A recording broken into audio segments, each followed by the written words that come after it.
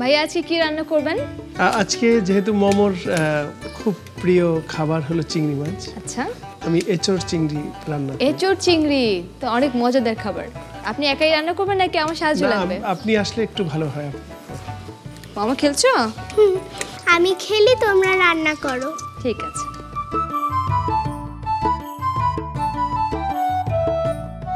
অনেকগুলো উপকরণ তো দেখতে পাচ্ছি, খুব মজা রান্না হবে নিশ্চয়ই, তাই না? চেষ্টা করে দেখি আমরা।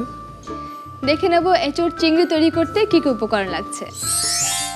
এঁচড় চিংড়ি তৈরি করতে যে যে উপকরণ লাগছে: কাঁচা কাঁঠাল বা এঁচড়, চিংড়ি, পেঁয়াজ বাটা, আদা বাটা, মরিচ গুঁড়া, হলুদ গুঁড়া, জিরা গুঁড়া, ধনে গুঁড়া, গরম মশলা গুঁড়া, আস্ত জিরা, টমেটো কুচি, লবণ, ঘি, সয়াবিন তেল ও সরিষার তেল। অনেক আয়োজন দেখতে পাচ্ছি ভাইয়া। আপনার এঁচড় চিংড়ি তৈরি করতে যা যা লাগছে তা হলো পেঁয়াজ বাটা, মরিচের গুঁড়ো, হলুদ গুঁড়ো, আদা বাটা, টমেটো কুচি, সেদ্ধ এঁচড়, জিরা, লবণ, ধনে গুঁড়া, ঘি, তেল, সরিষার তেল, জিরা গুঁড়া, গরম মশলা গুঁড়া আর চিংড়ি তো আছে। তাহলে শুরু করে দেবেন? হ্যাঁ, আমি চুলাটা জ্বালিয়ে দিই। আমি ওর রান্নাটা দেখতে চাই, বাবা কিভাবে করছে। তুমি আসো।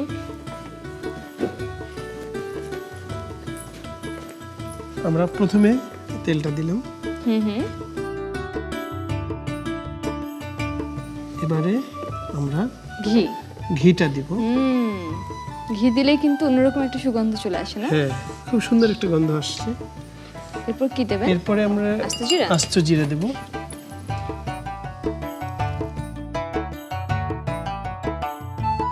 আচ্ছা ভাই, আপনি তাহলে আমাকে বলে দেন কি করতে হবে। হ্যাঁ, আমি দিয়ে দিচ্ছি। আপনি করলেই ভালো। আদা বাটা দেওয়া হলো। হ্যাঁ, মরিচের গুঁড়ো দিচ্ছি। মরিচের গুঁড়ো। খালামণি, আমি সাহায্য করতে পারি? হ্যাঁ, তুমি দেখো কি করে করতে হয়। হলুদের গুঁড়ো দিচ্ছি। এখন দিয়ে নেব ধনে গুঁড়ো। এটা হচ্ছে জিরা গুঁড়ো। তুমি কি একটু পানি এনে দিবে আমাকে? ওখানে পানি আছে জগে। গরম মশলা গুঁড়ো দিয়ে দিচ্ছি। এই নাও খালামণি।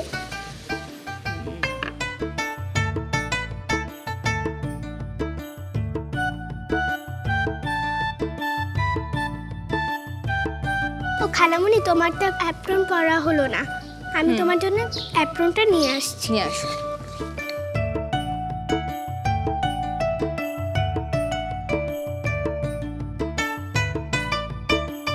আমার মা রান্না করার আগে আমাদেরকে বলতো মাছ ধরে নিয়ে আসো। মাছ ধরে নিয়ে আসো। আচ্ছা। তো আমি আর আমার বড় ভাই দুজনে মিলে মাছ ধরতে যেতাম। হ্যাঁ,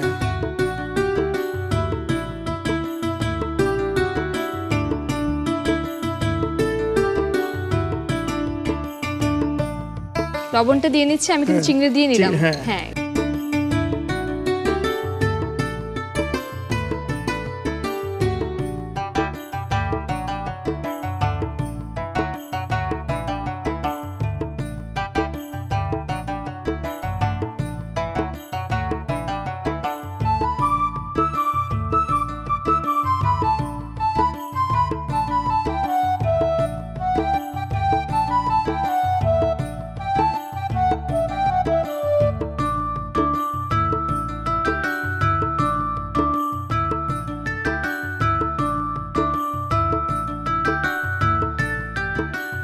ভাইয়া সব বাটা মশলা গুঁড়ো মশলা দিয়ে আমি ওই চিংড়ি মাছটা প্রথমে কষিয়ে নিয়েছি।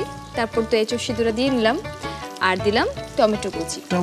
হ্যাঁ, এখন সবগুলো আমরা কিছুক্ষণ ঢেকে রান্না করব। চিংড়ি মাছ হতে কিন্তু খুব বেশি সময় লাগে না। আচ্ছা ভাই, আপনার এলাকা বরগুনার কোনো খাবার আপনার পছন্দ কিনা? বরগুনার খাবার আপনারা জানেন, বরগুনা আমাদের পায়রা নদীতে এবং পায়রা এবং বিষখালী মিলে দুটি নদীতে যে বাংলাদেশের যত পরিমাণ ইলিশ পাওয়া যায় সাগর থেকে, যে ইলিশ আসে তার 1/3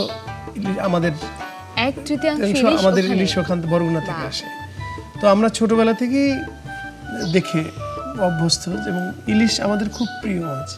এবং তার সাথে সাথে আমি বলবো যে আমি নিজে হাতে যে পরিমাণ মাছ ধরেছি, হ্যাঁ, আমাদের বাড়িতে মাছ ধরার মানে সব ধরনের জাল ছিল, যেরকম বেন্দি জাল বলে, ধর্মজাল এবং ঝাঁকি জাল, এবং চারকোনা কাপড় করে তা বাঁশের কঞ্চি দিয়ে আচ্ছা, দুই পাশ দিয়ে চার কোনায় বেঁধে দিয়ে ওইটা খুদ এবং কুড়ো দিয়ে খালের মধ্যে দিয়ে রাখতো। আচ্ছা, ওইটাই ওই খেতে মাছ আসতো, তখন জাগালি ওই মাছগুলো আবার চলে যেত না, মানে খেতে থাকতো, এর মধ্যে তুলে ফেলতো। এরকম আমার মা, আমার কাকিমারাও মাছ ধরেছে ভাবে করে।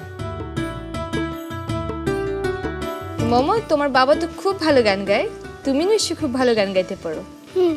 আজকে একটা গান আমাদের শোনাবে? হ্যাঁ, শোনাও দেখি।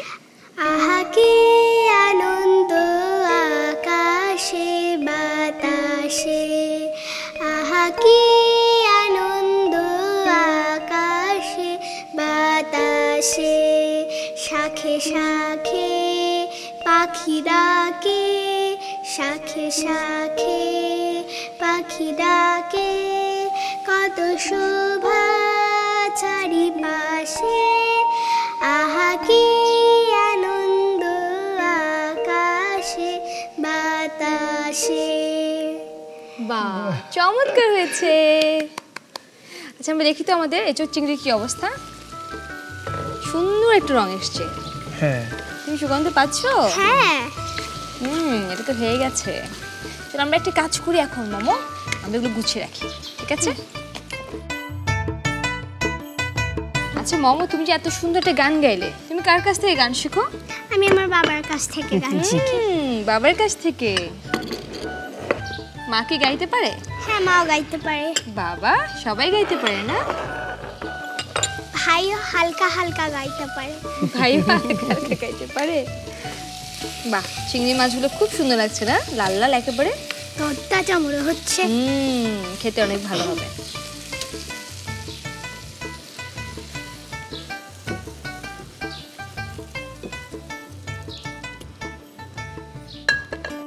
ভাইয়া, তৈরি হয়ে গেল আপনার রেসিপিতে এঁচোড় চিংড়ি।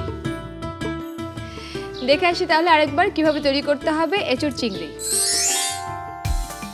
এঁচোড় চিংড়ি তৈরি করতে প্রথমে একটি সসপ্যানে সরিষার তেল ও ঘি দেই। সরিষার তেল ও ঘি গরম হয়ে এলে এতে আস্ত জিরা দেই।